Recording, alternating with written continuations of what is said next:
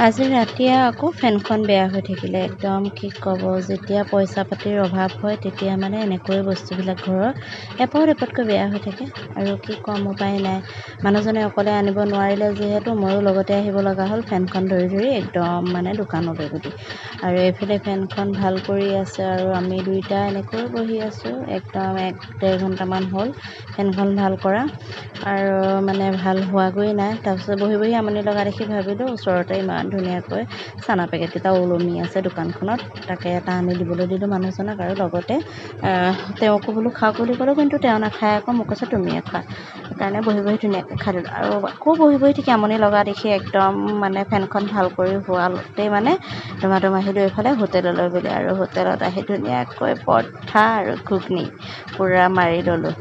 একদম কি ক'ব, মই যে বজাৰলৈ গ'লে মানে এইটো প্ৰিয়, কিন্তু বেমাৰ হৈ থকাৰ কাৰণে বহুত দিন খোৱা নাই, ইমান বেছি মন গৈ আছিল। আৰু খাই বৈ লৈ আহি একেবাৰে ফেনখন লৈ আহি ঘৰ পালোঁহি।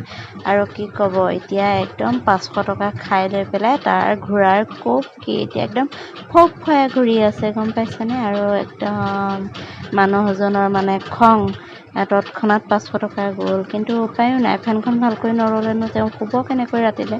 সেয়েহে বোলো নাই, আজি কামত যাব নালাগে, ফেনখনকে ভাল কৰি আনক। আৰু একদম ইমান বেছি গৰম, ফেপাই আহি পেলাই দুইটাই একদম ফেনখন লগাই লৈ বহি লৈছোঁ। উপায় নাই, কি কৰিব, ঘৰৰ বস্তু এটা বেয়া হ'লে ভাল কৰিতো ল'ব লাগিবই।